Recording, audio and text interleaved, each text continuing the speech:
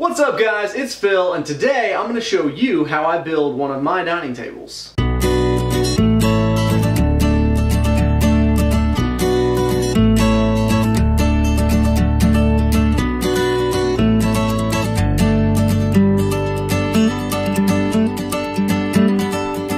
now it's time to start working on the tabletop and legs. So I'm going to actually flip those and do the legs first because I want to get the feet screwed together and I want to get the legs glued up so that has time to be drying while I'm working on my tabletop boards, which I've not fully straightened yet, and getting those actually all put together. So I'm going to go ahead and start with the feet. We're going to do this by simply pre-drilling and screwing in a couple of screws to help hold them in place while the glue sets. And that is going to be finished off with the final sanding and probably put through my surface planer as well to make sure that everything is exactly the same width, but I need minimum 3 hours for it to dry out here in this humidity, probably about 6 to 8. So I probably won't actually even get to finishing those till tomorrow.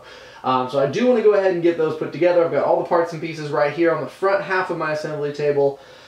I am covered in dust and everything is super messy in here from all the sanding and everything that I've been doing today. So later I'm going to clean up, but for now, don't mind the mess. I'm just going to put these together, set them off to the side. I'm going to cut the legs to size and put them together and clamp them. I don't want screw holes in the side of my legs, and all of the holes in the feet are going to be hidden. So I'm going to clamp those and just leave them as they are and go from there.